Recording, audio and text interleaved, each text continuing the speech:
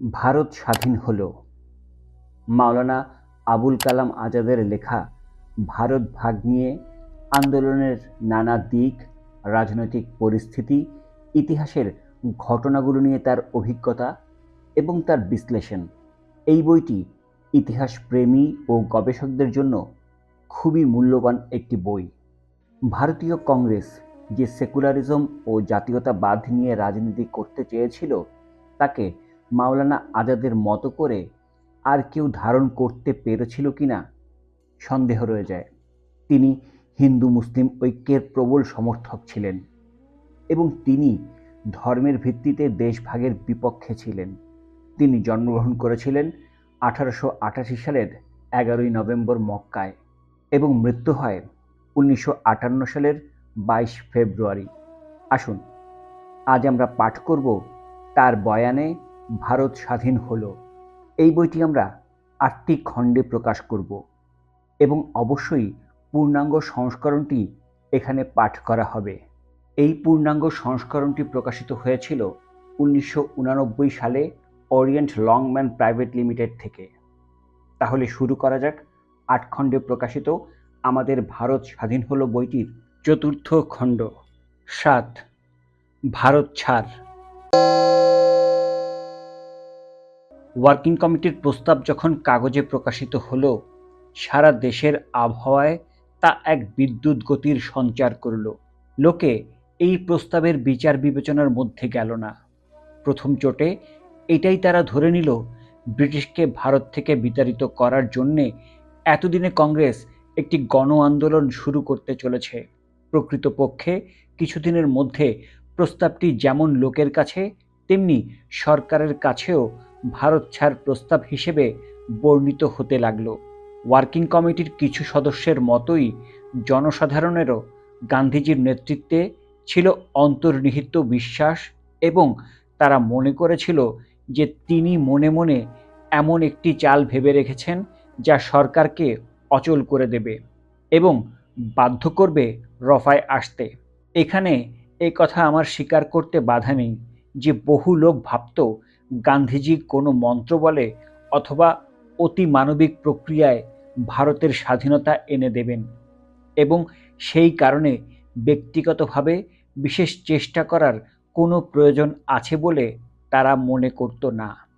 প্রস্তাবটি পাশ করার পর সরকারের কী প্রতিক্রিয়া হলো তা দেখার জন্য ওয়ার্কিং কমিটি অপেক্ষা করার সিদ্ধান্ত নেয়। সরকার যদি দাবি মেনে নেয় অথবা অন্তত আপোষমূলক মনোভাবের পরিচয় দেয়, তাহলে আরও আলোচনার অবকাশ থাকবে। অন্যপক্ষে সরকার যদি দাবি নাকচ করে দেয়, তাহলে গান্ধীজির নেতৃত্বে সংগ্রাম আরম্ভ হবে। ভয় দেখিয়ে সরকারকে বোঝাপড়ায় আসতে রাজি করানো যে যাবে না, এ বিষয়ে আমার কোনো সন্দেহ ছিল না। পরবর্তী ঘটনাবলিতে আমার সেই ধারণা ঠিক বলে প্রমাণিত হলো। ওয়ার্দায় বিদেশি সাংবাদিকদের বেশ বড় রকমের ভিড় হয়, কারণ ওয়ার্কিং কমিটি কী সিদ্ধান্ত দেয় তা জানার ব্যাপারে তারা খুবই উৎসুক ছিল। 15ই জুলাই গান্ধীজি একটি সাংবাদিক সম্মেলন ডাকেন। একটি প্রশ্নের উত্তরে তিনি বলেন, আন্দোলন যদি শুরু হয় তাহলে তা হবে ব্রিটিশ ক্ষমতার বিরুদ্ধে অহিংস বিদ্রোহ।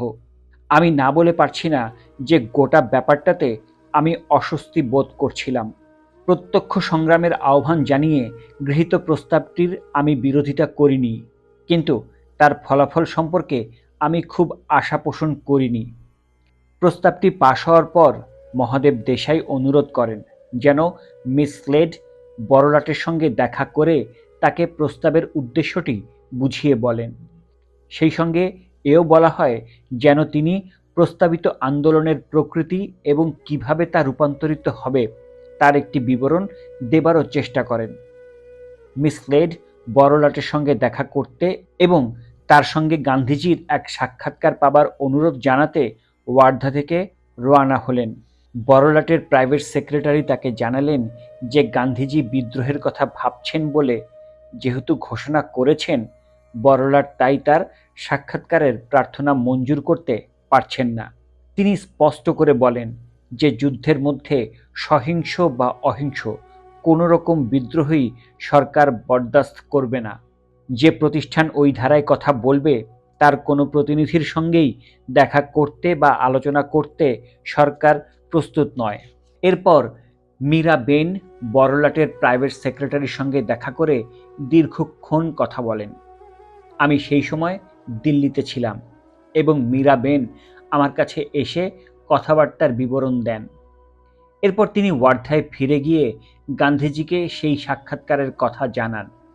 এর অল্প কিছু পরেই মহাদেব দেশাই এক প্রকাশ্য বিবৃতিতে গান্ধীজির অভিপ্রায় সম্পর্কে কিছু ভুল বোঝাবুঝির সৃষ্টি হয়েছে বলে জানান। তিনি বলেন যে প্রস্তাবিত আন্দোলনকে একটি প্রকাশ্য অহিংস বিদ্রোহ বলে গান্ধীজি বর্ণিত করেছেন তা বলা ঠিক নয়। আমি স্বীকার করছি যে মহাদেব দেশাইয়ের বিবৃতিতে আমি অবাক হয়েছিলাম। শব্দগুচ্ছটি জওহরলাল তৈরি করার পর গান্ধীজি বেশ কয়েকবার তা ব্যবহার করেছিলেন। এটাই হলো ঘটনা। গান্ধীজি হয়তো নিজের মনে মনে তাতে বিশেষ কোনো অর্থ জুড়েছিলেন, কিন্তু সাধারণ লোকে তার বিবৃতি এই অর্থই গ্রহণ করেছিল যে কংগ্রেস এবার হিংসাশ্রয়ী বিপ্লব ছাড়া অন্য যাবতীয় উপায়ে ব্রিটিশ সরকারকে ক্ষমতা ত্যাগ করতে বাধ্য করার জন্যে বদ্ধপরিকর। আমি আগেই বলেছি যে ব্রিটিশের প্রতিক্রিয়া কী হতে পারে তা আমি আন্দাজ করেছিলাম। সুতরাং গান্ধীজি বা তার প্রতিনিধির সঙ্গে দেখা করতে বড়লাটের রাজি না হওয়ায় আমি মোটেই অবাক হইনি। এই অবস্থার মুখোমুখি দাঁড়িয়ে আমি স্থির করি যে পরিস্থিতি আরও খতিয়ে দেখার জন্য এআইসিসির সভা ডাকা দরকার এবং প্রয়োজন হলে ওয়ার্কিং কমিটির প্রস্তাবটি অনুমোদন করিয়ে নেওয়া দরকার। আমি এও মনে করি যে তাতে সরকার গোটা পরিস্থিতি বিবেচনা করার আরও সময় পাবে। সেই মতো 1942-এর 7 অগাস্ট এআইসিসির অধিবেশন ডাকা হয়। 14 জুলাই থেকে 5 অগাস্ট দেশের বিভিন্ন অঞ্চলের কংগ্রেস নেতাদের সঙ্গে একের পর এক বৈঠকে গোটা সময়টা আমি ব্যস্ত থাকি। আমি তাদের কথা বোঝাবার চেষ্টা করি যে সরকার যদি আমাদের দাবি মেনে নেয় বা অন্ততপক্ষে আমাদের কাজে বাধা না দেয়, তাহলে আমাদের আন্দোলন অক্ষরে অক্ষরে গান্ধীজির নীতি মেনে চলবে। সেক্ষেত্রে সরকার যদি চরম ব্যবস্থা নেয়, তাহলে দেশের মানুষকে সম্ভাব্য সমস্ত উপায়ে সরকারের হিংস্রতার জবাব দিতে হবে। যে ছবিটা আমি আঁচ করতে পেরেছিলাম তা এই: বাংলা, বিহার, সংযুক্ত প্রদেশ, মধ্যপ্রদেশ, বোম্বাই আর দিল্লি পুরোপুরি তৈরি এবং এইসব প্রদেশের আন্দোলন জোরালো হবে। অন্যান্য প্রদেশের ক্ষেত্রে উপযুক্ত আবহাওয়া সৃষ্টির আমি যথাসাধ্য চেষ্টা করেছিলাম, কিন্তু বলতে বাধ্য হচ্ছি যে ছবিটা আমার কাছে এমন পরিষ্কার ছিল না। এমনকি মীরা বেনের সঙ্গেও বড়লাট যে দেখা করতে অস্বীকার করেছিলেন তাতে গান্ধীজি বুঝেছিলেন যে সরকারকে সহজে নোয়ানো যাবে না। এ ব্যাপারে তার যে আত্মবিশ্বাস ছিল তা টলে গেলেও তখনও তিনি বিশ্বাস করে চলেছেন যে সরকার কোনো চণ্ডনীতির আশ্রয় নেবে না।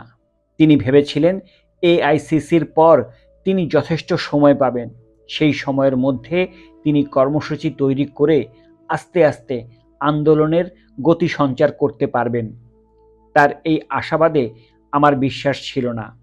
28শে জুলাই আমি তাকে বিশদভাবে একটি চিঠিতে লিখেছিলাম যে সরকার 16 আনা তৈরি এবং বোম্বাইতে এআইসিসির অধিবেশনের অব্যাহতি পরেই ব্যবস্থা নেবে।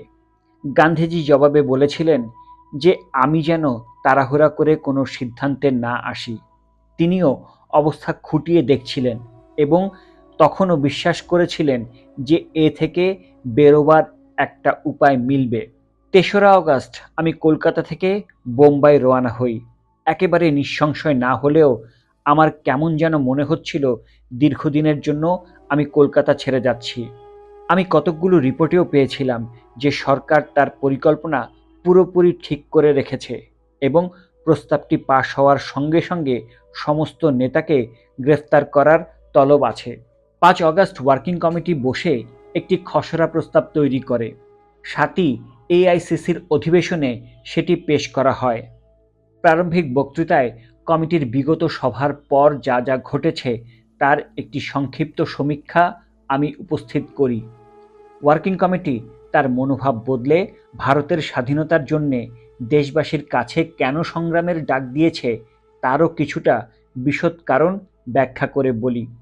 আমি বলি, যে জাতির ভবিষ্যৎ যখন এক নিদারুণ সংকটের মধ্যে এসে দাঁড়িয়েছে, তখন আমরা হাত গুটিয়ে বসে থাকতে পারি না। ভারত চেয়েছিল গণতান্ত্রিক দেশগুলির সঙ্গে সহযোগিতা করতে, কিন্তু ব্রিটিশ সরকার সম্মানজনক সহযোগিতার পথে কাঁটা দিয়ে রেখেছে। আসন্ন জাপানি আক্রমণের মুখে দাঁড়িয়ে দেশ চাইছে আক্রমণকারীকে প্রতিরোধ করার শক্তি ধারণ করতে। ব্রিটিশ যেভাবে সিঙ্গাপুর, মালয়, বর্মা থেকে সরে এসেছে, সেইভাবে ইচ্ছে করলেই তারা ভারত ছেড়ে চলে যেতে পারে।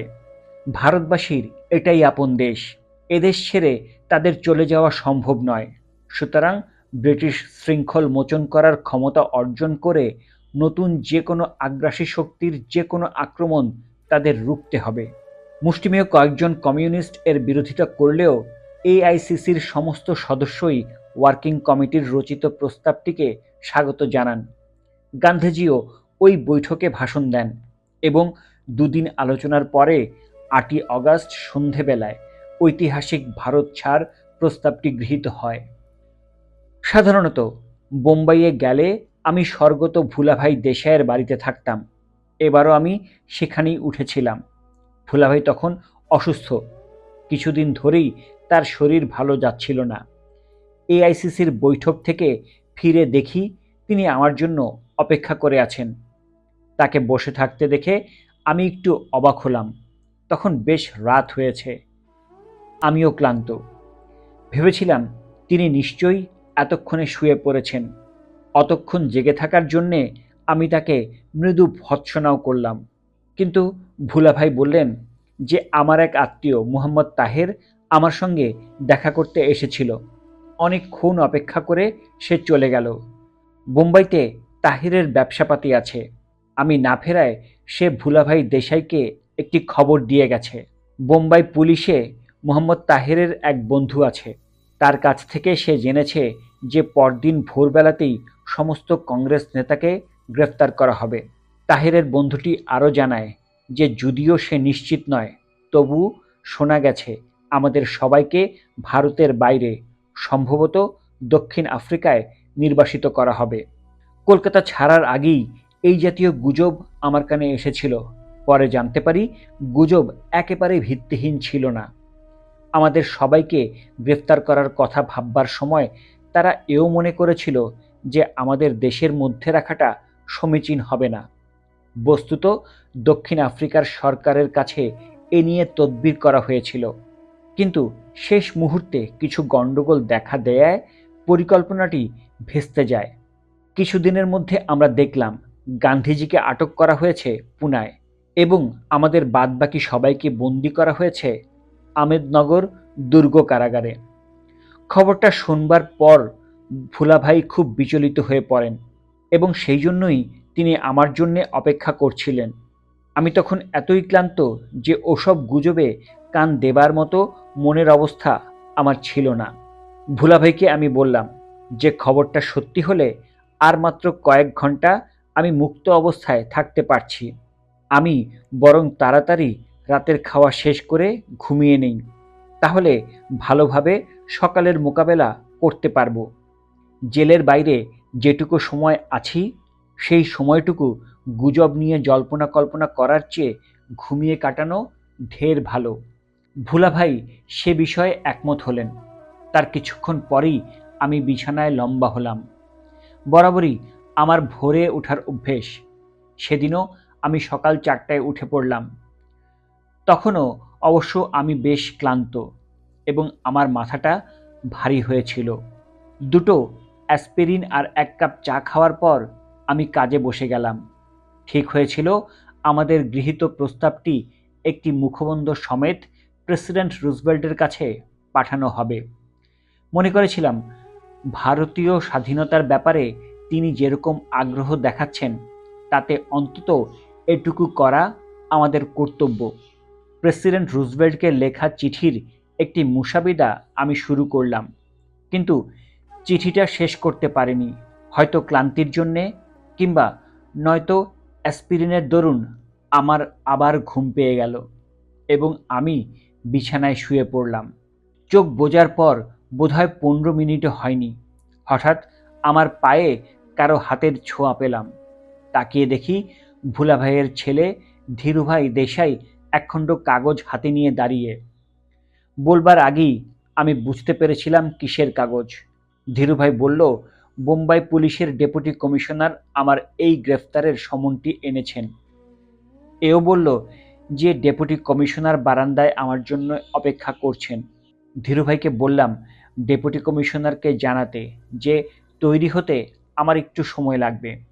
স্নান সেরে আমি কাপড় চোপড় পরে নিলাম।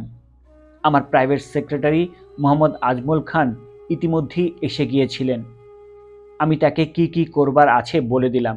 তারপর আমি বারান্দায় এলাম। ভোলা ভাই আর তার পুত্রবধূ ডেপুটি কমিশনারের সঙ্গে কথা বলছিলেন। আমি মুচকি হেসে ভোলা ভাইকে বললাম যে তার বন্ধুর আনা কাল সন্ধ্যের খবরটা তাহলে সত্যি হলো। এরপর ডেপুটি কমিশনারের দিকে ফিরে বললাম, আমি তৈরি। ঘড়িতে তখন সকাল 5টা। ডেপুটি কমিশনারের গাড়িতে গিয়ে উঠলাম। দ্বিতীয় একটি গাড়িতে আমার মালপত্র তুলে সেটি আমাদের পিছনে পিছনে চলল।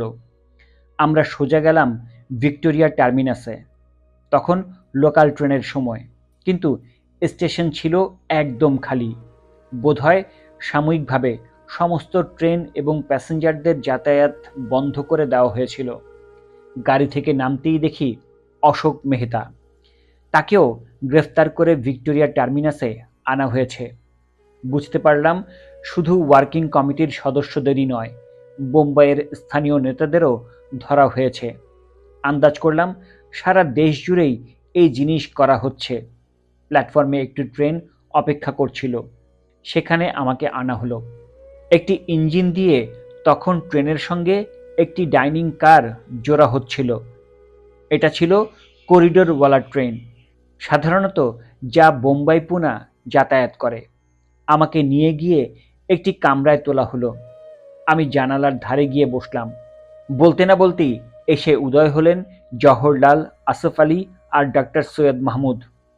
জওহরলাল আমাকে বললেন যে গান্ধীজিকেও স্টেশনে হাজির করা হয়েছে। তাকে ওরা তুলেছে অন্য এক কামরায়। একজন ইউরোপীয় সামরিক অফিসার এসে জিজ্ঞেস করলো আমাদের চায়ের প্রয়োজন আছে কিনা। আগেই আমার চা খাওয়া হয়ে গিয়েছিল, তবু আমি চা আনতে বলে দিলাম।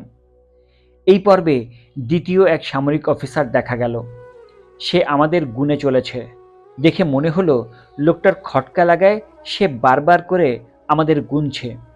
আমাদের কামরায় এসে উঁচু গলায় সে বলে উঠল 30 বার 2 3 এরকম হওয়ার পর আমি ওর সঙ্গে পাল্লা দিয়ে বলে উঠলাম 32। এতে মনে হলো লোকটা আরও তালগোল পাকিয়ে গেল। ফের সে গুনতে আরম্ভ করে দিল। কিছুক্ষণের মধ্যেই গার্ডের বাঁশি বেজে ওঠায় ট্রেন চলতে শুরু করলো। নজরে পড়ল শ্রীমতী অরুণা আসফ আলী প্ল্যাটফর্মে দাঁড়িয়ে। স্বামীকে বিদায় জানাতে তিনি স্টেশনে এসেছিলেন। ট্রেন চলতে শুরু করলে আমার দিকে তাকিয়ে তিনি বললেন, আমার জন্য ভাববেন না, আমি কোনো না কোনো কাজ জুগিয়ে নেব, বসে থাকবো না। পরবর্তী ঘটনাক্রমে দেখা গেল তিনি ফাঁকা কথা বলেননি। আগেই বলেছি আমাদেরটা ছিল করিডোর ট্রেন। এইবার শ্রীমতী নাইডু আমাদের কামরায় এসে বললেন যে গান্ধীজি আমাদের সঙ্গে দেখা করতে চান। গান্ধীজির কামরা কিছুটা দূরে ছিল। আমরা করিডোর দিয়ে সেখানে হেঁটে গেলাম। গান্ধীজিকে খুবই মনমরা দেখাচ্ছিল। আমি কখনোই তাকে এতটা মুষড়ে পড়তে দেখিনি। আমি বুঝতে পারলাম তিনি ভাবতেই পারেননি হঠাৎ এভাবে গ্রেফতার হবেন। পরিস্থিতি সম্পর্কে তার ধারণা ছিল সরকার কোনো কঠোর ব্যবস্থা নেবে না। আমি অবশ্য তাকে এই বলে বারবার সাবধান করেছি যে তিনি বড় বেশি আশাবাদীর দৃষ্টিতে দেখছেন, কিন্তু দেখা যাচ্ছে নিজের বিচার বুদ্ধির ওপর তিনি বেশ ভরসা করেছিলেন। এখন তার হিসেব ভুল বলে প্রতিপন্ন হওয়ায় কি করবেন তা ঠিক করে উঠতে পারছেন না। গন্তব্যে পৌঁছাবার পরই সরকারকে তোমার জানিয়ে দেওয়া উচিত যে কংগ্রেস সভাপতি হিসেবে তোমার কাজ তুমি চালিয়ে যেতে চাও। তার জন্যে প্রাইভেট সেক্রেটারি এবং প্রয়োজনীয় অন্যান্য সুযোগ সুবিধা দিতে বলবে। আগেরবার গ্রেফতার হয়ে তুমি যখন নৈনী জেলে ছিলে, সরকার তখন তোমাকে এইসব সুযোগ সুবিধা দিয়েছিল। আবারও তুমি সেই একই সুযোগ সুবিধা চাইবে এবং দরকার হলে এই দাবিতে লড়ে যাবে। গান্ধীজির সঙ্গে এ বিষয়ে আমি একমত হতে পারিনি। আমি তাকে বললাম, এখনকার পরিস্থিতি বিলকুল আলাদা। আমরা খোলা চোখে পথ বেছে নিয়েছি, এখন আমাদের তার ফল ভোগ করতেই হবে। কংগ্রেসের গৃহীত বিষয়বস্তু নিয়ে আমাকে তিনি যদি লড়তে বলেন তো সেটা বুঝতে পারি, কিন্তু ব্যক্তিগত কিছু বাড়তি সুযোগ সুবিধার মতো ছোটোখাটো বিষয় নিয়ে কি করে লড়ব সেটা আমার মাথায় ঢুকছে না। আমি যাতে কংগ্রেসের কাজ চালিয়ে যেতে পারি তার জন্যে আমার প্রাইভেট সেক্রেটারি আমার সঙ্গে দেখা করার সুযোগ দেওয়া হোক। আমার পক্ষে এই দাবি জানানোর সঙ্গত হবে বলে আমি মনে করি না। এখনকার অবস্থায় এটা এমন একটা বিষয় নয় যা নিয়ে আমি লড়াই করতে পারি। আমরা যখন কথা বলছি তখন বোম্বাইয়ের পুলিশ কমিশনার আমাদের কাছে এলেন। আমাদের সঙ্গে উনিও ওই ট্রেনে যাচ্ছিলেন। এসে আমাদের বললেন যার যার কামরায় চলে যেতে। আমাকে তিনি জানালেন গান্ধীজির কামরায় একমাত্র শ্রীমতী নাইডু থাকতে পারবেন। জওহরলাল আর আমি আমাদের কামরায় চলে গেলাম। ট্রেন তখন কল্যাণের দিকে ঊর্ধ্বশ্বাসে এগিয়ে চলেছে। ট্রেন কল্যাণে না থেমে পুনার রাস্তা নিল। আমার ধারণা হলো পুনাতেই বোধহয় আমাদের আটকে রাখা হবে।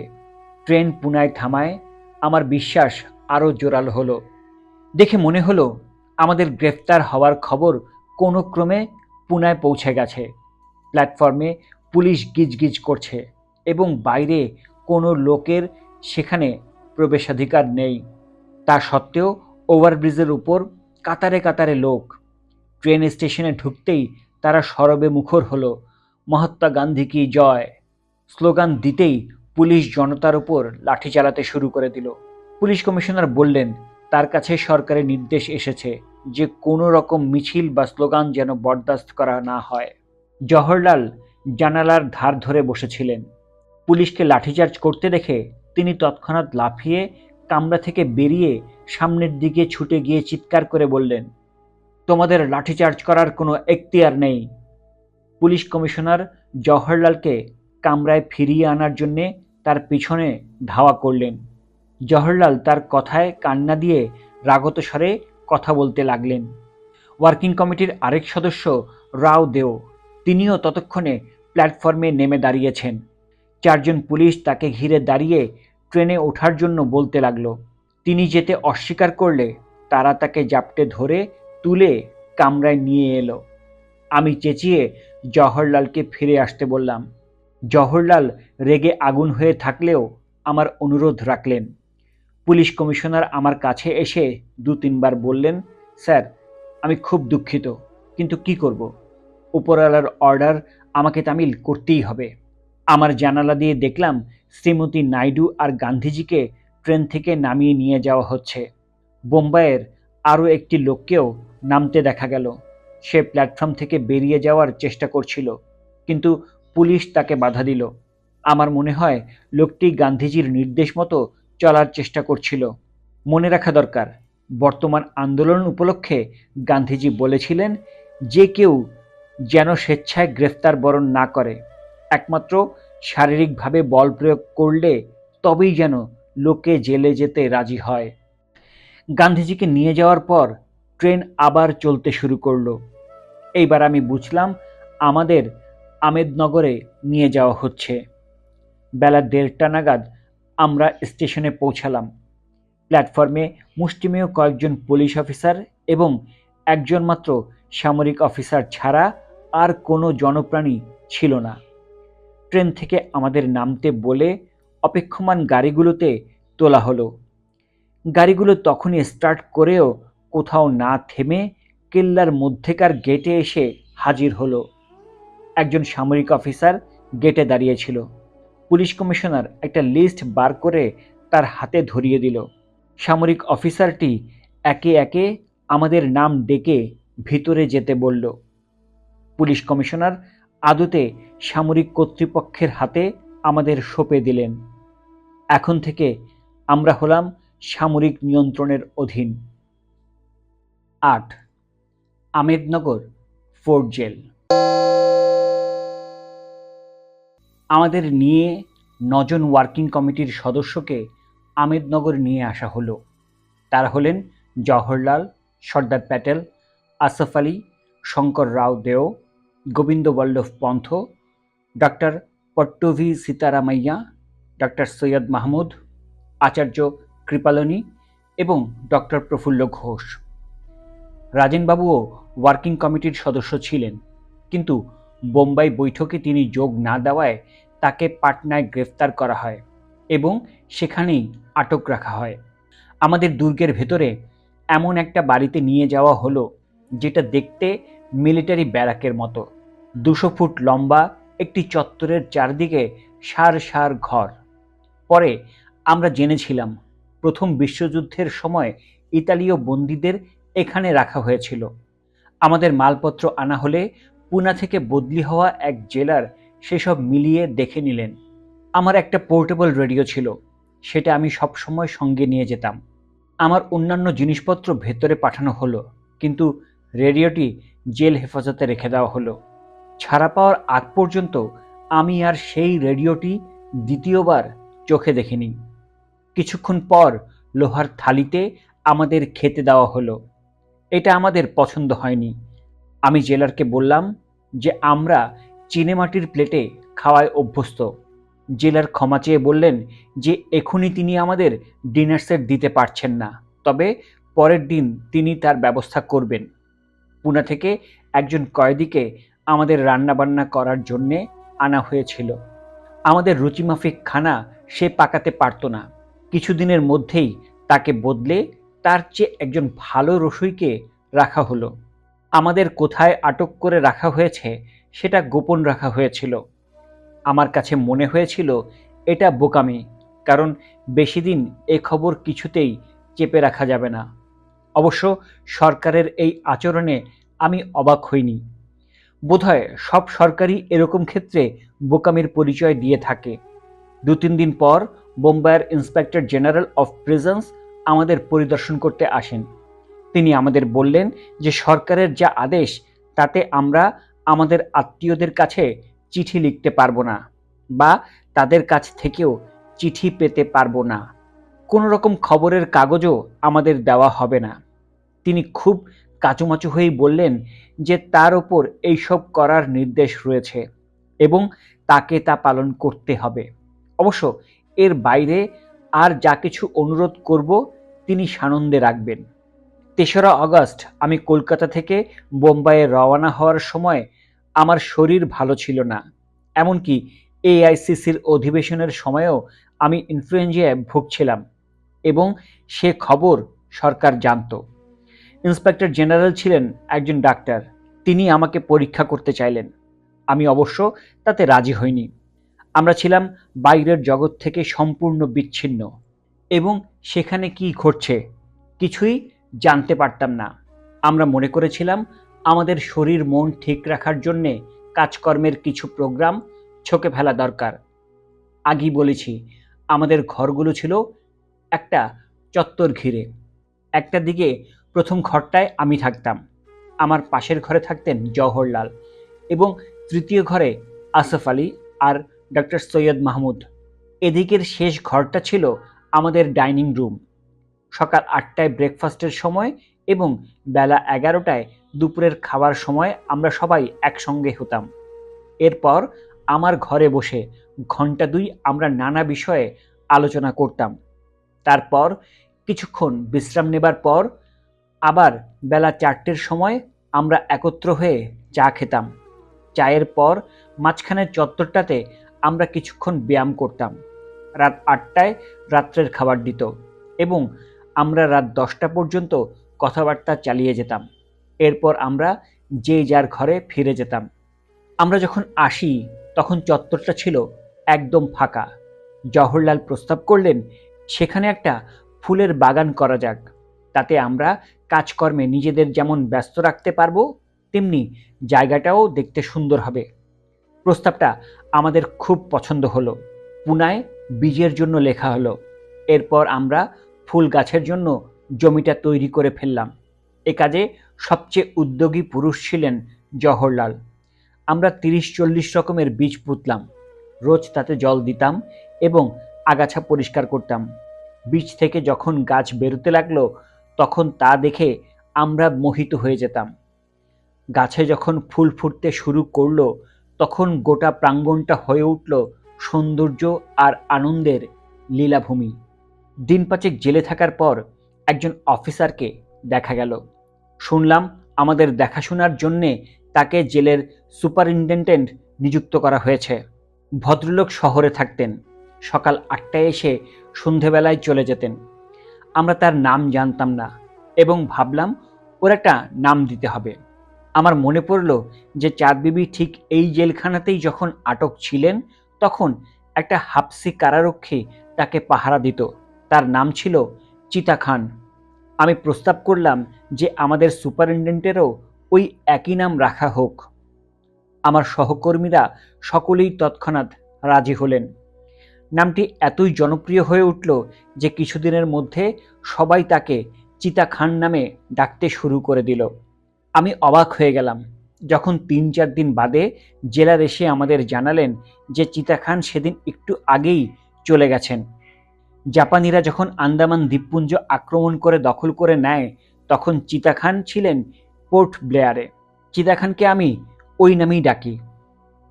২৫শে অগাস্ট আমি বড়লাটকে একটি চিঠি লিখি।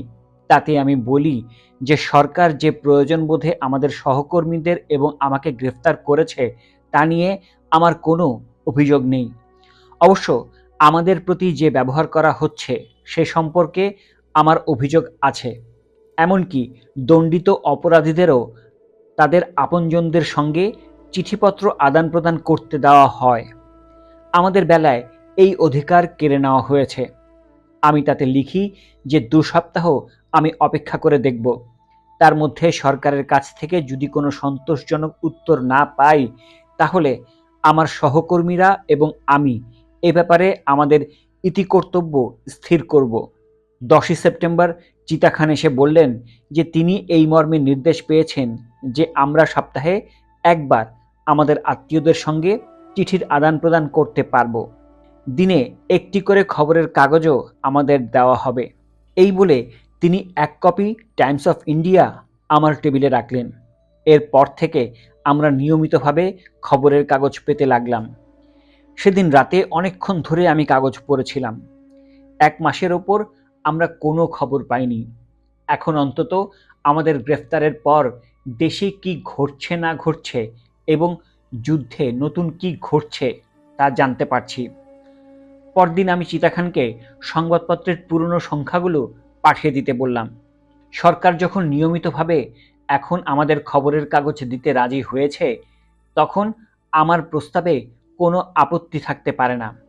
চিতা খান আমার সঙ্গে একমত হলেন এবং ২-৩ দিন পরেই টাইমস অফ ইন্ডিয়ার পুরনো ফাইল আমাকে পাঠিয়ে দিলেন। যতই রিপোর্টগুলো পড়ছি ততই বুঝতে পারছি যে পরিস্থিতি সম্পর্কে আমি যা আজ করেছিলাম আমাদের গ্রেফতারের পর দেশে প্রচণ্ড গোলযোগ দেখা দেবে। আমার সেই অনুমান ঠিক বলেই প্রতিপন্ন হয়েছে। সরকারের বিরুদ্ধে সংগ্রামে মুখ্য ভূমিকা নিয়েছে বাংলা, বিহার, ইউপি আর বোম্বাই। যোগাযোগ ব্যবস্থা বিপর্যস্ত হয়েছে এবং কারখানার পর কারখানা বন্ধ হয়ে গেছে। থানাগুলো আক্রান্ত এবং অগ্নিদগ্ধ হয়েছে। লোকে রেল স্টেশনে চড়াও হয়ে কোথাও কোথাও ভেঙে চুরে দিয়েছে। বিরাট সংখ্যায় সামরিক লরি পুড়িয়ে দেওয়া হয়েছে। কারখানাগুলো বন্ধ হয়ে গিয়ে যুদ্ধ সামগ্রী উৎপাদন ব্যাহত হয়েছে বা হ্রাস পেয়েছে। এক কথায় সরকারের হিংস্র চণ্ডনীতির প্রতিক্রিয়ায় দেশ ক্ষিপ্ত হয়ে উঠেছে। আন্দোলন অহিংস প্রতিরোধের মধ্যে গণ্ডিবদ্ধ থাকেনি। এরপর যা হবে তা আমি আন্দাজ করেছিলাম এবং এ ব্যাপারে আমাদের কর্মীদের কিছু যুক্তি পরামর্শ দিয়েছিলাম ও তাদের সঙ্গে আলোচনা করেছিলাম। ১৯৪২-এর বাকি মাসগুলোতে আর কোনো বড় রকমের ঘটনা ঘটেনি। ১৯৪৩-এর গোড়ার দিকে অবস্থার আবার একটা বদল হলো। ফেব্রুয়ারিতে আমরা কাগজে পড়লাম গান্ধীজি বড়লাটকে লিখেছেন যে আত্মশুদ্ধির জন্যে তিনি অনশন করবেন।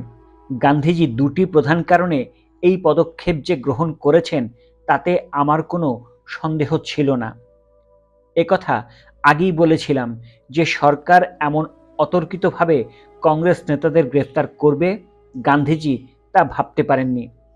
এই আশাও তার ছিল যে তিনি তার নিজস্ব ভাবনা অনুযায়ী অহিংস পন্থায় আন্দোলন গড়ে তোলার সময় পাবেন। তার দুটো আশাই ভেঙে চুরমার হয়ে গেছে। যা ঘটেছে তার দায়িত্ব স্বীকার করে নিয়ে তিনি ভুলের প্রায়শ্চিত্ত হিসেবে তার স্বভাবসুলভ কায়দায় অনশন করার সংকল্প নিয়েছেন। এছাড়া আমি তার অনশনের আর কোনো যুক্তি খুঁজে পাই না। সরকার অবশ্য তার এই কাজকে সম্পূর্ণ ভিন্ন দৃষ্টিতে দেখেছিল। তারা ভেবেছিল তার যা বয়স এবং স্বাস্থ্যের যা অবস্থা তাতে ২১ দিনের অনশন তার সইবে না। তার পক্ষে অনশনে নামা মানেই নিশ্চিতভাবে মৃত্যুবরণ করা। সরকার ভাবল গান্ধীজির সেটাই মনোগত অভিপ্রায় এবং তিনি চান তার মৃত্যুর জন্যে সরকারকে দায়ী করতে। পরে আমরা জেনেছিলাম সরকার তার ভিত্তিতে সব রকম প্রয়োজনীয় ব্যবস্থা করে রেখেছিল। তিনি অনশন করলে কিছুতেই বাঁচবেন না।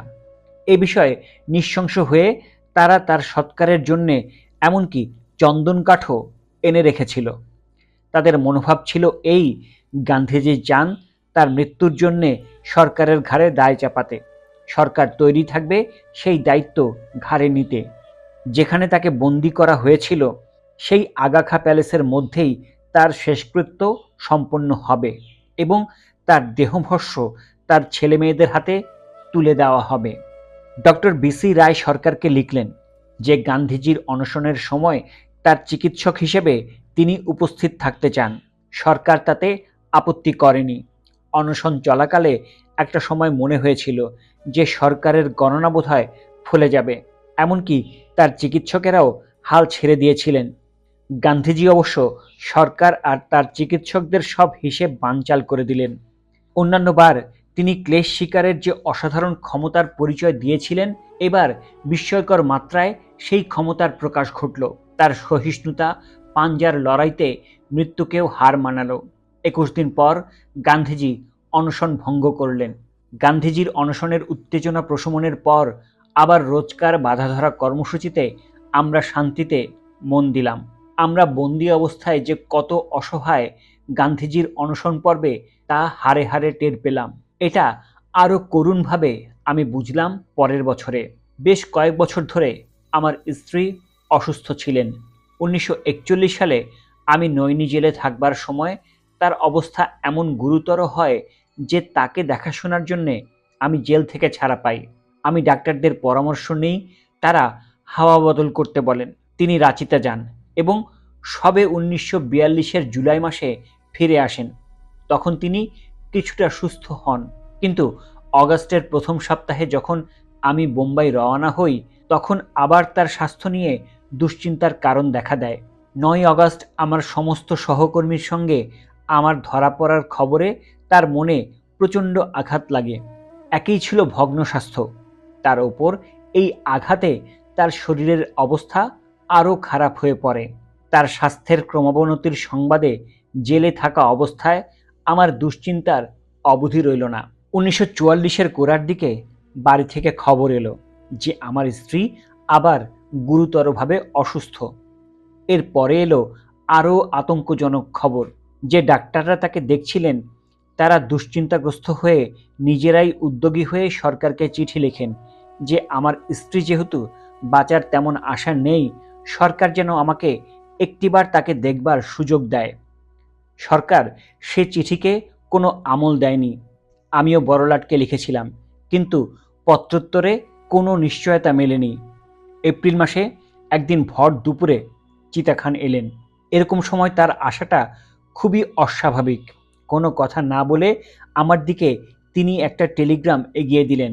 সংকেত চিহ্নযুক্ত টেলিগ্রামের সঙ্গে তার ইংরেজি বয়ান পাঠানো হয়েছে কলকাতা থেকে। তাতে আছে আমার স্ত্রীর মৃত্যু সংবাদ। আমি বড়লাটকে লিখেছিলাম যে ভারত সরকার অনায়াসে আমাকে অস্থায়ীভাবে কলকাতায় স্থানান্তরিত করার ব্যবস্থা করতে পারত, তাতে স্ত্রীর সঙ্গে আমার শেষ দেখা হতো। আমার সে চিঠির কোনো উত্তর পাইনি। ৩ মাস পর এলো দুর্ভাগ্যের আরেকটি আঘাত। আমার ভগিনী আবরু বেগম ভূপালে থাকতেন। তিনি অসুস্থ হলেন। সপ্তাহ দুয়েকের মধ্যেই পেলাম তার মৃত্যুর খবর। এই সময় নাগাদ হঠাৎ কাগজে পড়লাম গান্ধীজিকে মুক্তি দেওয়া হয়েছে। আমার তো মনে হয় তিনি নিজেও এর কারণ সমঝে উঠতে পারেনি। যদ্দূর মনে পড়ে তিনি ভেবেছিলেন ব্রিটিশের নীতি পরিবর্তনের ফলেই তিনি ছাড়া পেয়েছেন। পরবর্তী ঘটনাবলিতে প্রমাণ হলো যে এবারও তার বুঝতে ভুল হলো। অনশন করার দরুন তার স্বাস্থ্য ভেঙে পড়েছিল।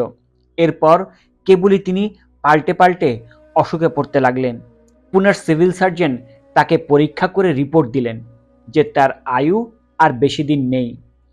শারীরিক ক্ষমতা না থাকা সত্ত্বেও তিনি অনশন চালিয়ে গেছেন। তাই সিভিল সার্জনের মতে তিনি আর বেশি দিন বাঁচবেন বলে মনে হয় না। বড়লাট এই রিপোর্ট পেয়ে তাকে ছেড়ে দেওয়ার সিদ্ধান্ত নিলেন, যাতে ভারত সরকারের ওপর তার মৃত্যুর দায় না বর্তায়। রাজনৈতিক অবস্থারও তখন এতটাই বদল হয়েছে যে ব্রিটিশ মনে করেনি এই অবস্থায় তিনি কোনো বিপদের কারণ হবেন। যুদ্ধের সংকটজনক অবস্থা আর নেই। মিত্রশক্তির জয় এখন শুধু সময়ের ব্যাপার।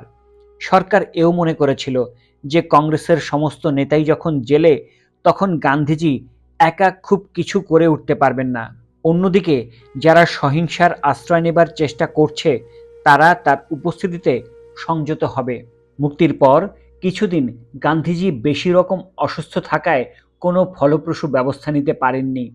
কয়েক মাস চিকিৎসাধীন থাকার পর একটু ভালো বোধ করার সঙ্গে সঙ্গে তিনি বেশ কিছু নতুন রাজনৈতিক চাল দেবার চেষ্টা করলেন।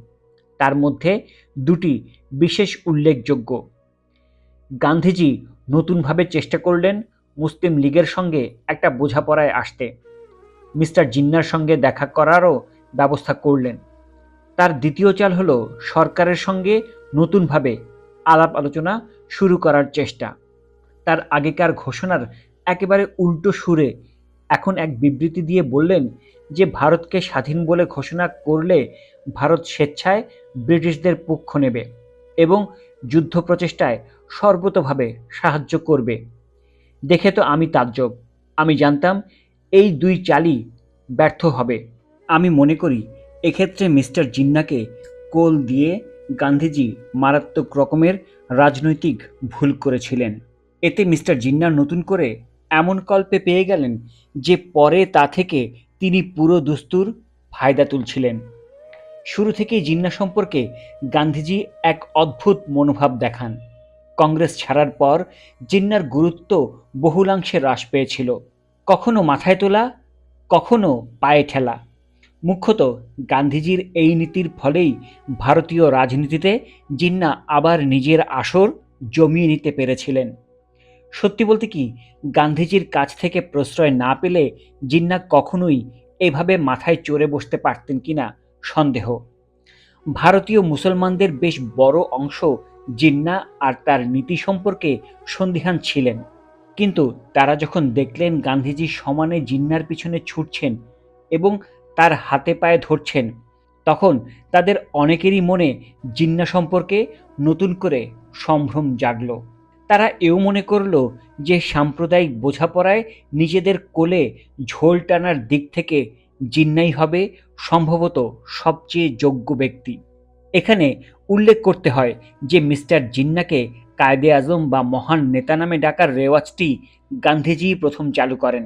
গান্ধীজির শিবিরে এক নির্বোধ কিন্তু সদাভিপ্রায় সম্পন্না মহিলা ছিলেন। তার নাম আমতুস সালাম। কিছু উর্দু পত্রপত্রিকায় তিনি জিন্নাকে কায়েদে আজম হিসেবে উল্লেখিত হতে দেখেন। গান্ধীজি যখন জিন্নার সাক্ষাৎকার চেয়ে চিঠি লিখেছিলেন, তখন আমতুস তাকে বলেন যে উর্দু কাগজে জিন্নাকে যেহেতু কায়েদে আজম বলা হয়, গান্ধীজিরও উচিত ওই একই প্রথায় তাকে সম্বোধন করা।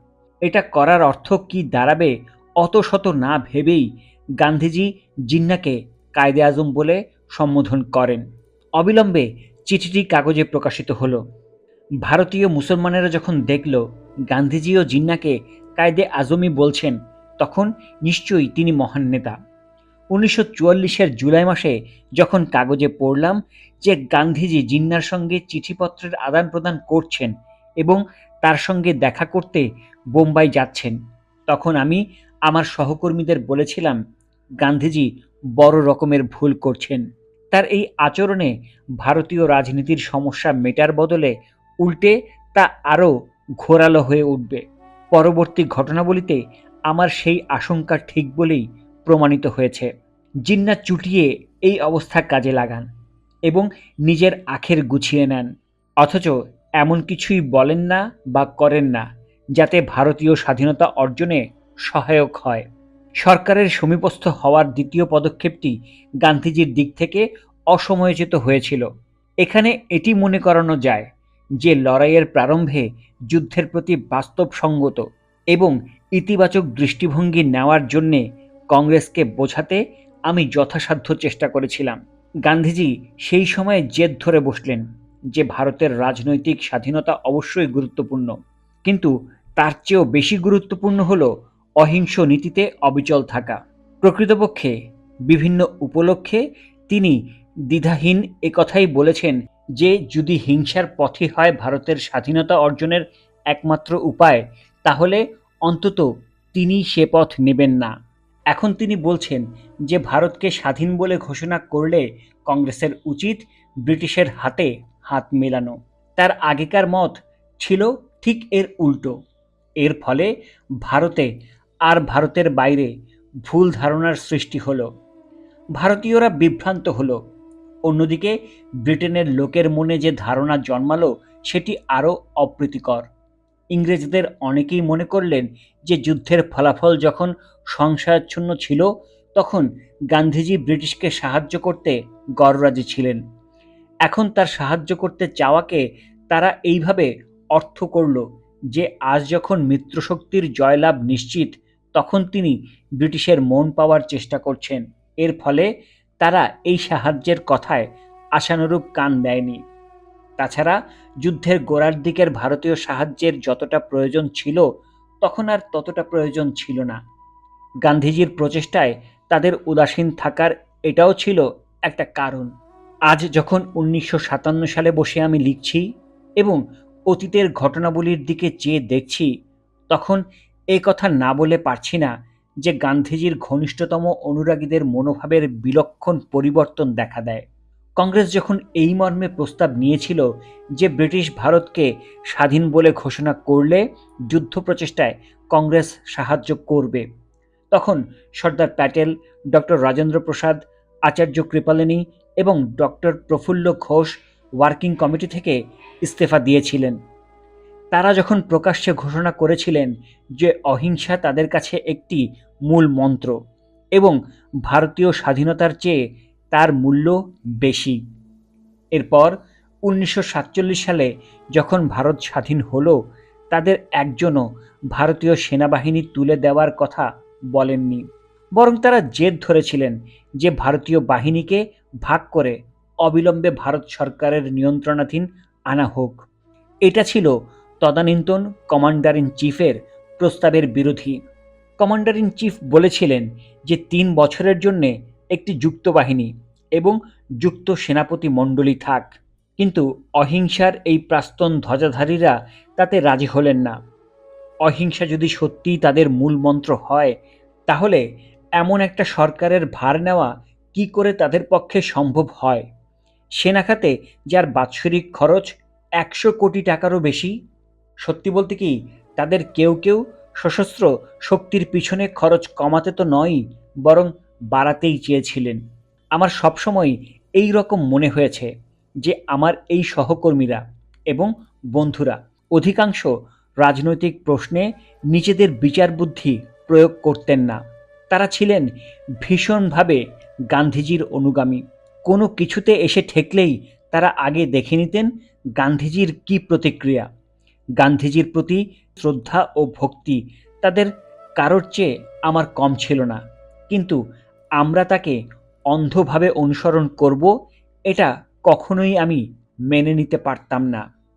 এটা অদ্ভুত যে 1940-এর এই বন্ধুরা যে প্রশ্নে ওয়ার্কিং কমিটি থেকে পদত্যাগ করেছিলেন সেটা আজ তাদের একেবারেই চোখের সামনে নেই। তারা একবারও এটা ভাবতে পারেন না যে সৈন্যবাহিনী এবং প্রতিরক্ষার বিশাল উদ্যোগ আয়োজন ছাড়া ভারত সরকারের কাজ চালানো সম্ভব। যুদ্ধের সম্ভাবনার কথাটাও তারা উড়িয়ে দেন না। জওহরলাল ছিলেন ওয়ার্কিং কমিটির একমাত্র সদস্য যিনি আমার সঙ্গে সম্পূর্ণ একমত ছিলেন।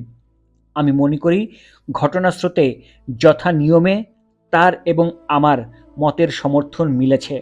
1944-এর জুন মাসে আমরা কাগজে ডিতে মানে পশ্চিম ইউরোপের মিত্রশক্তির অভিযান সম্বন্ধে বিবরণ পড়ি। মিত্রশক্তির বিজয় এবার সুনিশ্চিত এবং অদূরবর্তী। দুনিয়া এটাও বুঝে যায় যে যুদ্ধের মধ্যে সবচেয়ে বড় হয়ে উঠেছে প্রেসিডেন্ট রুজভেল্টের ব্যক্তিত্ব। মনে হচ্ছিল ভবিষ্যৎ সম্পর্কে তার কথাই আস্তে আস্তে খেটে যাচ্ছিল। আফ্রিকা এবং এশিয়ায় মিত্রশক্তি জয়লাভ করে এবং এরপর হিটলার ইউরোপীয় দুর্গ প্রাকারের দিকে এগিয়ে চলে। এতে আমি অবাক হইনি।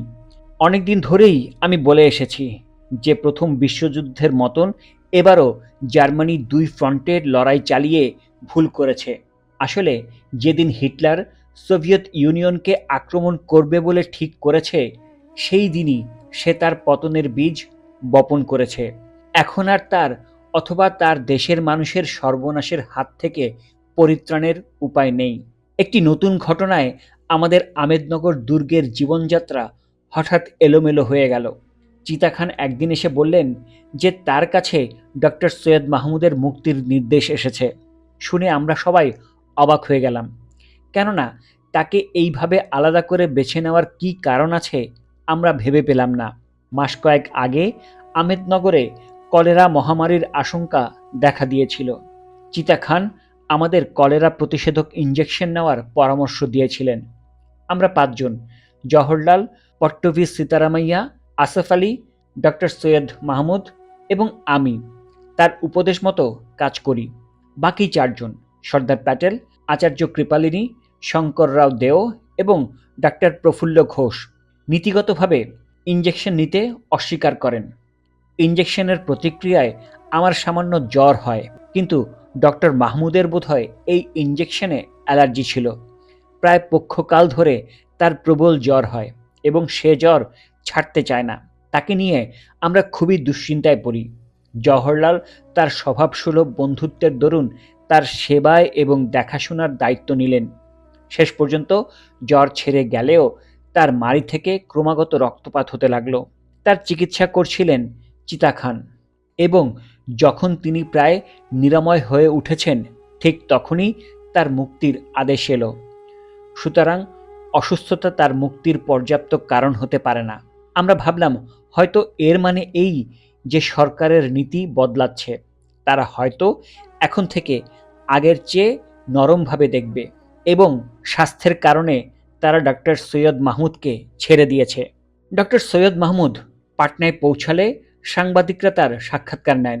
তিনি ইঙ্গিত করেন যে কেন তাকে ছেড়ে দেওয়া হয়েছে সেটা তার কাছে স্পষ্ট নয়। এর ফল হয় অত্যন্ত অপ্রত্যাশিত। সরকার সিদ্ধান্ত নেয় যে তারা তার এই মন্তব্যের প্রতিবাদ না জানিয়ে ছাড়বে না। আমেদনগর থেকে বড় লাটকে লেখা ডক্টর সৈয়দ মাহমুদের লেখা একটি চিঠি কাগজে প্রকাশ করে দেয়। সরকার বলে যে এই চিঠির ভিত্তিতেই ডক্টর মাহমুদকে মুক্তি দেওয়া হয়েছে। আমেদনগর জেলে এই চিঠি পড়ে আমরা ক্রুদ্ধ এবং হতবাক হলাম।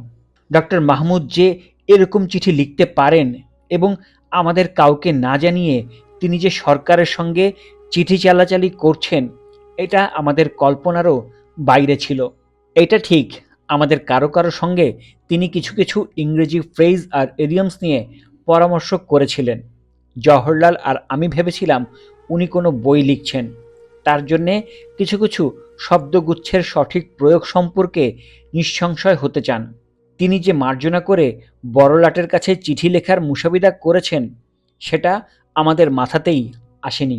ডক্টর সৈয়দ মাহমুদ তার চিঠিতে বলেন, ভারত ছাড় প্রস্তাব যখন পাশ হয় তখন তিনি ওয়ার্কিং কমিটি AICCর অধিবেশনে যোগ দেননি। এতে আমি আরও বেশি অবাক হই, কেননা প্রস্তাবটির আলোচনার সময় তিনি উপস্থিত ছিলেন এবং তাতে যোগ দেন। এই ঘটনায় আমাদের সকলেরই যে মাথা কাটা যায় সে কথা আগেই বলেছি। এটা অদ্ভুত যে চিঠিটা তার হাত দিয়ে বার হলো, এবং তার চেয়েও অদ্ভুত ব্যাপার যে পাটনায় সাংবাদিকদের সঙ্গে সাক্ষাৎকারের সময় সে প্রসঙ্গে একটি কথাও তিনি বললেন না। তার বোধহয় ধারণা হয়েছিল যে বড়লাটের কাছে তার লেখা চিঠির কথা কেউ জানতে পারবে না। সরকার তার চিঠি ফাঁস করে দিলে তিনি খুব বিপর্যস্ত হয়ে গান্ধীজির কাছে ছুটে যান। তার সঙ্গে আলোচনার পর ডাক্তার মাহমুদ এই মর্মে একটি বিবৃতি দেন যে চিঠিটি তিনি লিখেছিলেন বটে, তবে সেটা দীর্ঘদিন তিনি বড়লাটের কাছে পাঠাননি। সত্যি বলতে কি, চিঠিটি পাঠাবে কিনা এ বিষয়ে তিনি মন স্থির করতে পারছিলেন না। কিংকর্তব্য বিমূঢ় হয়ে তিনি কোরআনের নির্দেশ পাওয়ার জন্যে ৩ বার এলোপাথারি পাতা উল্টে যান। প্রত্যেকবার এমন এক বয়ানের ওপর তার চোখ গিয়ে পড়ে যার বক্তব্য হলো তার নিজের যা মন চায় তাই যেন করা উচিত।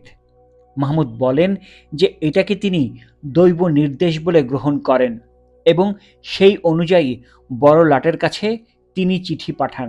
এটা না বলে পারছি না যে তার এই ব্যাখ্যা তার আচরণের চেয়েও ঢের বেশি অদ্ভুত।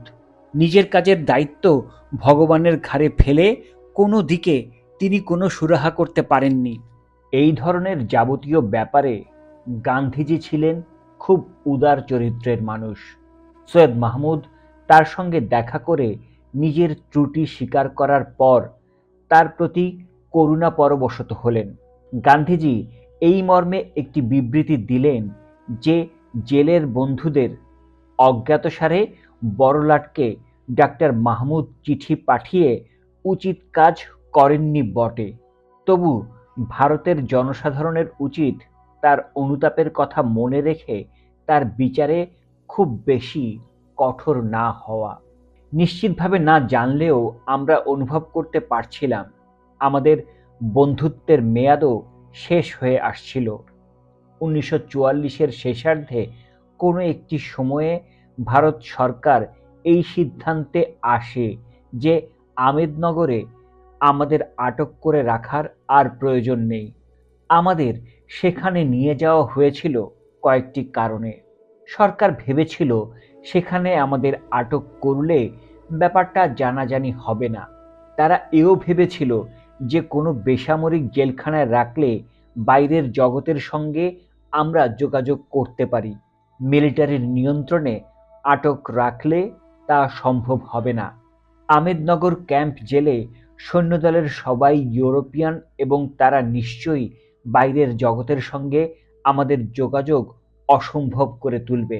এমনকি বাইরের জগতের সঙ্গে কোনো রকমের শারীরিক যোগাযোগ রাখারও কোনো উপায় ছিল না। যে ব্যারাকে আমাদের রাখা হতো তার ঘুলগুলি দিয়ে চারপাশের পল্লী প্রকৃতি দেখা যেত। আমাদের নিয়ে আসার আগে এই সব ঘুলঘুলি সম্পূর্ণভাবে ঢেকে দেওয়া হয়েছিল। এমন টাটকা পলেস্তারা দেওয়া হয়েছিল যে আমরা যখন আসি তখনও তার ভিজে ভিজে ভাব ছিল। আমেদনগরে ৩.৫ বছরের বন্দি দশায় আমরা কচিত কদাচিৎ বাইরের কোনো ভারতীয়কে দেখেছি। ঘরদোরের ২-১ বার ছোটখাটো মেরামতির দরকার হয়েছিল, এমনকি সে কাজেও কোনো ভারতীয় মজুর লাগানো হয়নি। এইভাবে বাইরের জগৎ থেকে আমরা ছিলাম সম্পূর্ণ বিচ্ছিন্ন। বাইরের জগতের সঙ্গে যোগাযোগ আটকানোর ব্যাপারে সরকার সফল হলেও তাদের প্রথম মতলবটি ব্যর্থ হয়েছিল। ১ সপ্তাহের মধ্যে লোকে জেনে গিয়েছিল যে আমাদের সবাইকে আমেদনগর জেলে রাখা হয়েছে। এখন তার গোপনীয়তার প্রয়োজনও ফুরিয়ে গিয়েছে। ব্রিটিশের জয় আর দূরে নয়। সুতরাং ভারত সরকার মনে করল যে আমাদের আর এই সামরিক জেলখানায় রাখার দরকার নেই। যার যার নিজের প্রদেশের বেসামরিক জেলখানায় আমাদের স্বচ্ছন্দে পাঠিয়ে দেওয়া যায়। প্রথমে এলো সর্দার প্যাটেল আর শঙ্কর রাও দেওয়ের পালা। তাদের পুনা জেলে পাঠানো হলো। আসফ আলীকে পাঠানো হলো বাতালায়। সেখানে সাধারণত দিল্লির রাজনৈতিক বন্দীদের রাখা হতো। জওহরলালকে প্রথমে নিয়ে যাওয়া হলো এলাহাবাদের কাছে নৈনিতে এবং পরে আলেমোড়ায়। যাওয়ার সময় জওহরলাল বললেন, বোধহয় আমাদের মুক্তির দিন ঘনিয়ে এসেছে। আমাকে তিনি অনুরোধ করলেন যে ছাড়া পাওয়ার অব্যাহতি পরেই যেন ওয়ার্কিং কমিটি বা এআইসিসির অধিবেশন ডাকা না হয়। তিনি বললেন, বিশ্রাম আর অবসর বিনোদনের জন্য তার কিছুটা সময় চাই এবং তাছাড়া ভারতবর্ষ সম্পর্কে যে বইটি তিনি লিখছেন সেটাও তিনি শেষ করে ফেলতে চান।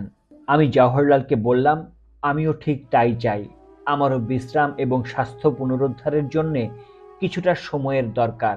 তখন আমার জানা ছিল না যে এমন একটা অবস্থায় আমরা ছাড়া পাবো যখন তৎক্ষণাৎ তড়িঘড়ি রাজনৈতিক কাজে আমাদের জড়িয়ে পড়তে হবে, যখন জিরোবার কোনো প্রশ্নই থাকবে না, হয়তো সারা জীবনের জন্য।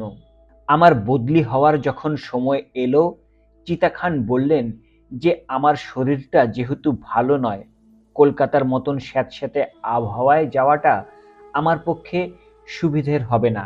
আভাসে তিনি জানালেন যে বাংলার মধ্যে কোনো একটি শুকনো জায়গায় আমাকে পাঠানো হবে। একদিন বিকেলে এসে তিনি আমাকে তৈরি হয়ে নিতে বললেন।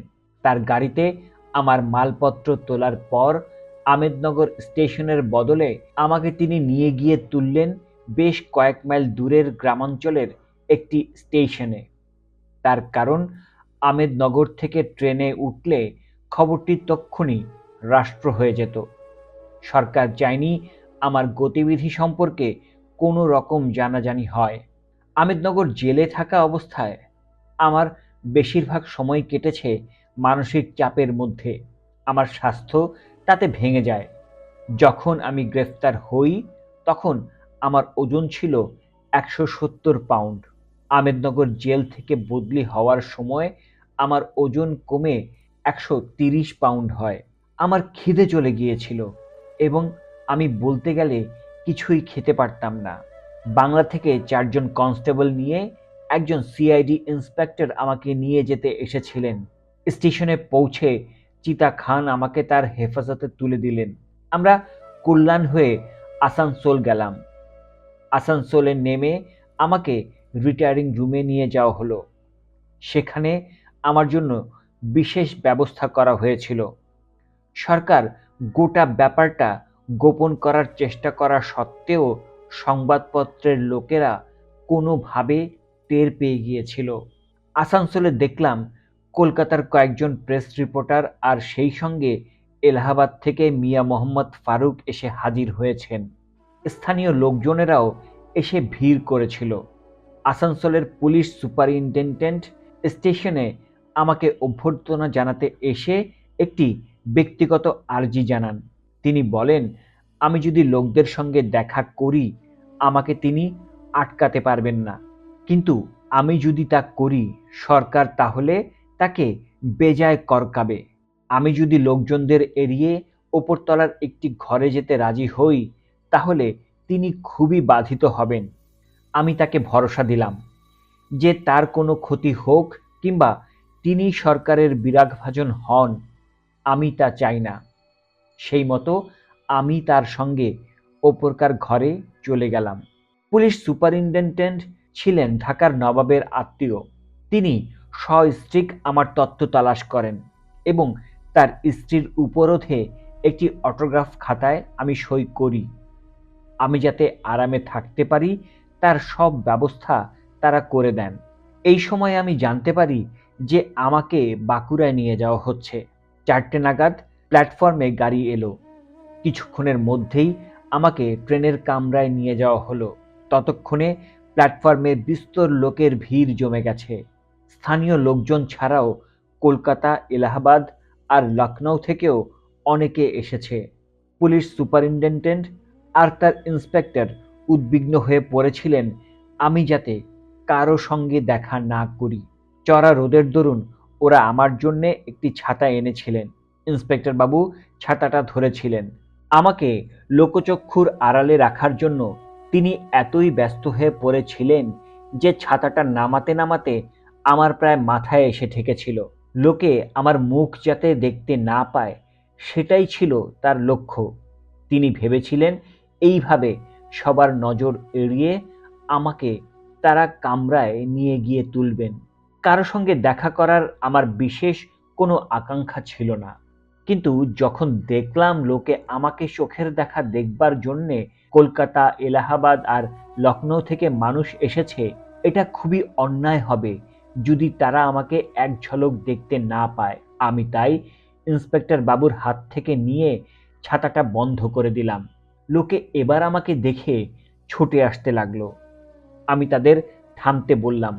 প্রত্যেককে আলাদা আলাদাভাবে শুভেচ্ছা জানানো স্পষ্টতই সম্ভব নয়। আমি তাই নির্বিশেষভাবে তাদের সঙ্গে আলাপ করে হেসে বললাম, পুলিশ সুপারিনটেনডেন্ট সাহেব আর ইন্সপেক্টর বাবু প্রতি মুহূর্তেই ব্যতিব্যস্ত হয়ে পড়েছেন। তাছাড়া আমিও চাই না এই গরমে আমার মাথা ধরুক। ভিড়ের দিকে তাকিয়ে হাত নেড়ে আমি আমার কামরায় উঠে পড়লাম, কিন্তু চতুর্দিক থেকে লোকে ভিড় করে ছেকে ধরল।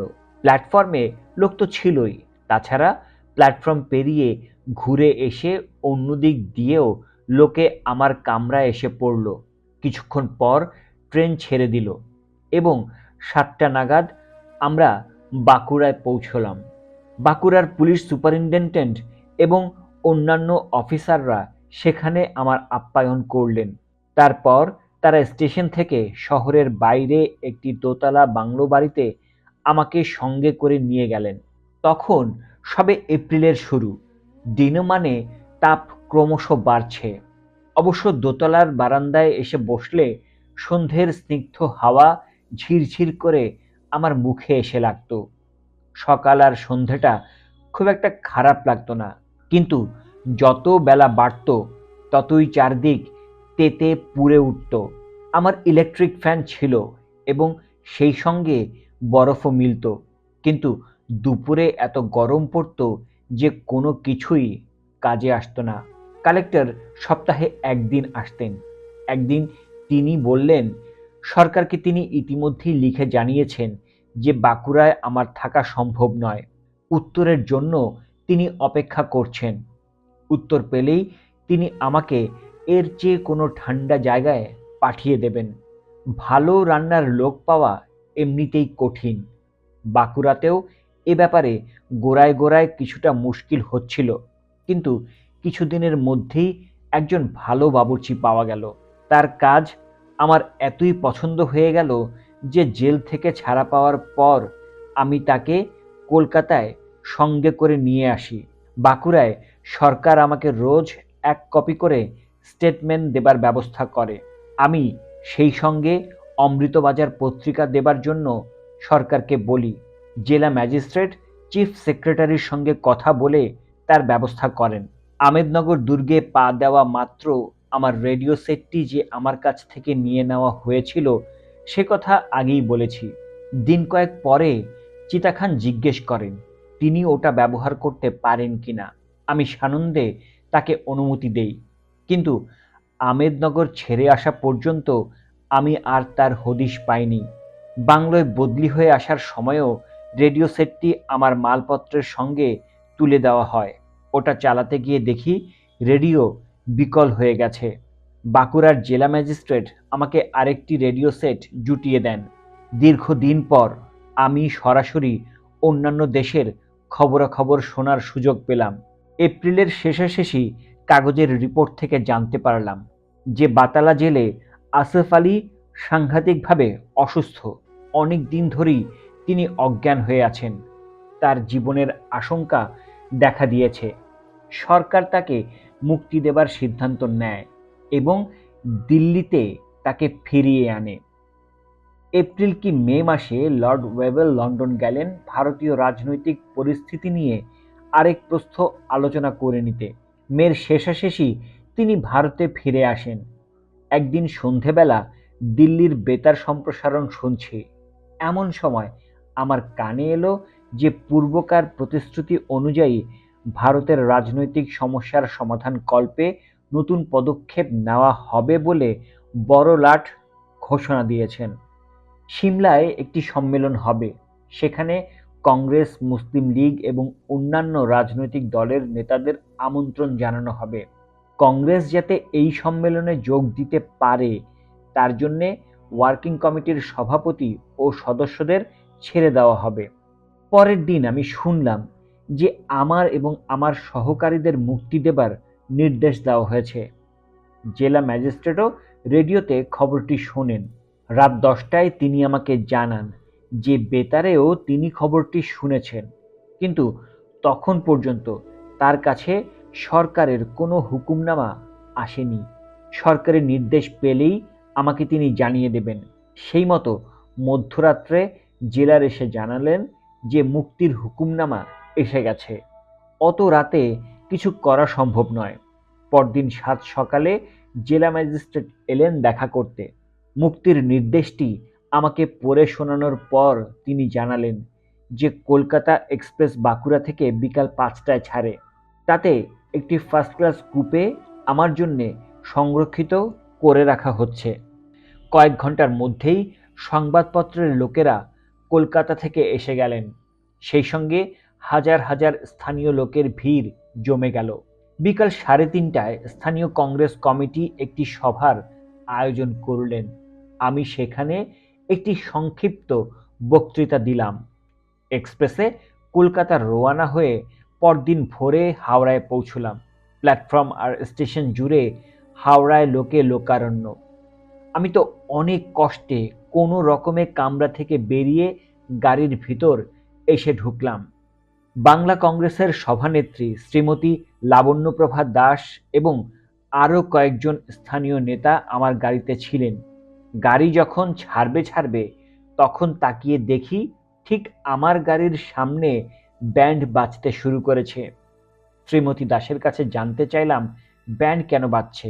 উত্তরে তিনি আমাকে বললেন আমার মুক্তিতে আনন্দোৎসব করা হচ্ছে। এটি আমার পছন্দ হয়নি। ওকে বললাম যে উৎসবের সময় এটি নয়। আমি ছাড়া পেয়েছি বটে, কিন্তু আমাদের হাজার হাজার বন্ধু আর সহকর্মী এখনো কারাগারে বন্দী হয়ে আছেন। আমার অনুরোধে ব্যান্ড থামিয়ে বাজনাদারদের সরিয়ে দেওয়া হলো। হাওড়া ব্রিজের ওপর দিয়ে গাড়ি যখন যাচ্ছে তখন মন চলে গেল ফেলে আসা অতীতের দিকে। মনে পড়ল সেই দিনটির কথা। 3 বছর আগের যে দিনটিতে ওয়ার্কিং কমিটি আর এআইসিসির বৈঠকে যোগ দিতে আমি বোম্বাই পাড়ি দিয়েছিলাম। আমার স্ত্রী আমাকে বিদায় দিতে বাড়ির গেট পর্যন্ত এসেছিলেন। 3 বছর পর এখন আমি বাড়িতে ফিরছি। আমার স্ত্রী কবরে, খা খা করছে বাড়ি। ওয়ার্ডসওয়ার্থের কবিতার লাইন মনে পড়ে গেল, কিন্তু সে কবরে শুয়ে হায়, আর আমি রয়েছি কোথায়।